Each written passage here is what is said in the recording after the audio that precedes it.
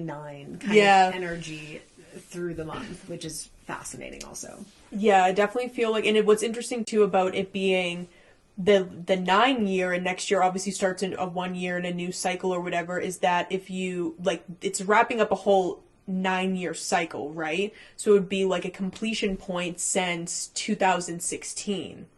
Yeah. If you feel into it. Do you know what I mean? Right. Like, yes. It's kind of this completion of, like, energetic. So, you know, we talked about, like, the Uranus cycles, a couple, like, you know, for a few shows when Uranus was going into Gemini, and how, like, those 7-year cycles affect us. But this is another, you know, cycle that's kind of coming to a close. And I was, obviously, 2016, like, I was thinking about where I was. I mean, that was when I was, like, in Hawaii and went through, like, a big part of my spiritual journey to, and then, you know, 2017 is when I found Love Is One. I think she did too in 2017, and then we booked our sessions in 2018.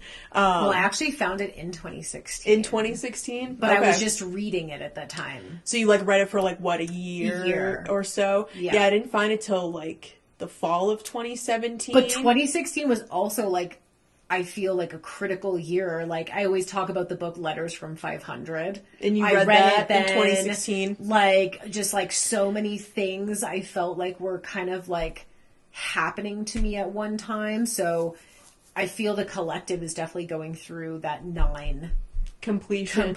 And it's always weird because, like, people always say, like, if they were to pick a time frame to go back to, like, a lot of people always talk about 2016. Yeah. It's like the last good year. The last good year, which, you know, I can kind of attest to that. You know, it was a good year. And I just remember coming back, like, from Hawaii, like, not being the same. Well, I think I came back and, like, it would have been the end of 2016. That was the year that Trump got elected. Yes. For the first time. That's true. So there's, like, a lot of kind of cycle. So, like, you know, that's just another thing to, like, feel into, is like that 9-year completion cycle. And September will really, I feel, amplify that because it's the 9 month. Yeah. And then we have the eclipses, which I feel are kind of closing out, not only, you know, with eclipse season and the last round of eclipses that we've had for the last year and a half or so, but I also feel like it is closing out this 9-year cycle. And that's why it does feel bigger. And the second eclipse, that's like September 21st, that's at like 29 degrees Virgo. Yeah. I feel like that's, do you know what I mean? It's like, that's the completion. There is, like, energy. And this is the first Pisces eclipse that we'll have in this cycle. Because in March, we had a full moon eclipse in Virgo. Okay. And then the next eclipse was a carryover of Aries. So this will be the first of the Pisces eclipses that we will experience. And I think Pisces has a lot to do with the number 9 too. Like, it's the last zodiac sign. It's a lot about completion, like resolve, like, you know, there's a lot of like endings and beginnings with Pisces. So it just kind of like super fucking amplified this month. Saturn at 29 degrees, like, doesn't help the situation, but, you know. Yeah, then there was another thing, too. I don't know if you've seen people talk about, I know nothing about this and whatever, but people are talking about, I think it's today or yesterday, did you see people talk about Pluto going out of bounds? Yes. Did you see that? Yes. And then I saw this guy talking about it where it was like, I don't know what it would mean. Like, I don't know what it really means. So they talk about different planets going out of bounds in, like, different signs and degrees. Like, to be honest with you, it's not something I ever look at. Because it's like, they'll say, oh, the moon is out of bounds at these certain times. And it's like, okay, that's interesting.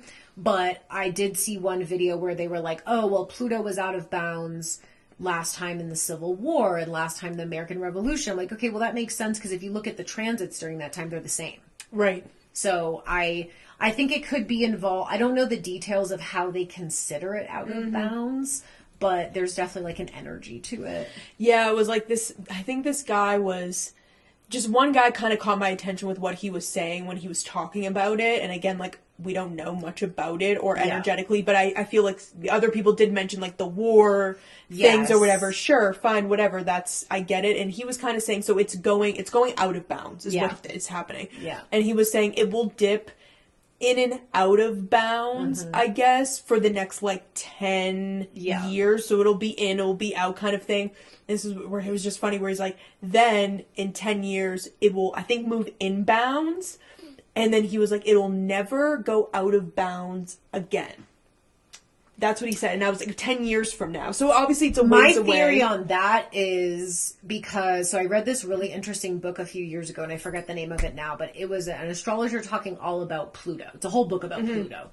And his point throughout the book was many interesting things of just like when obviously a planet is quote unquote discovered, that consciousness starts to come in. And then of course what they choose to name it, the archetype they give it, that affects the consciousness too, which they chose the name Pluto, Lord of the Underworld. Like, obviously, that's what we were going to get. And he said that whenever a planet is demoted, it takes about, from his research, takes about 30 years for its influence to wane out of the consciousness. So he gave the example of, Ceres, the asteroid, was once a planet. I believe it was in the 1500s.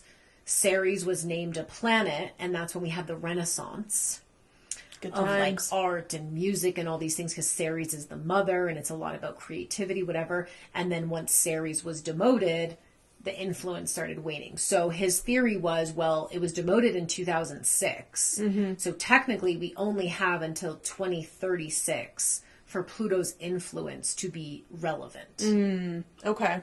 So I think that maybe is what he's talking about, or I don't know, but that makes sense to me of like, because by the time it completes its transit in Aquarius, it'll never be considered a planet again. True. Essentially. Yeah, maybe that's what he meant. This is kind of its last hurrah.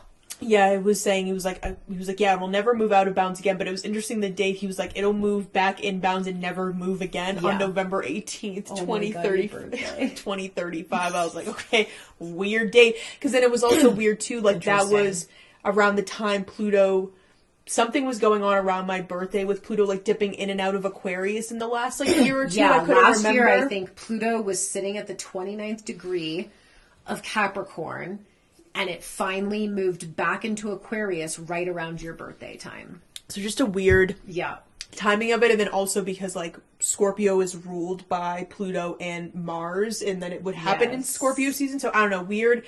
Just all of a sudden people just start talking about it. And obviously, it's like the Atlas thing. Yeah, because then I see that too. Once you read all those articles, now I see all these channelers talking about Atlas. I've seen so many interesting things about it. I've seen that it's like emanating this blue light, so people are now talking about, is it the blue star Kachina from the Hopi prophecy? So I've seen that. This guy yesterday, they released some photos of it, and I don't even know what it looks like. It looks like basically like a zoomed in Godzilla. Like it looks like it has scales.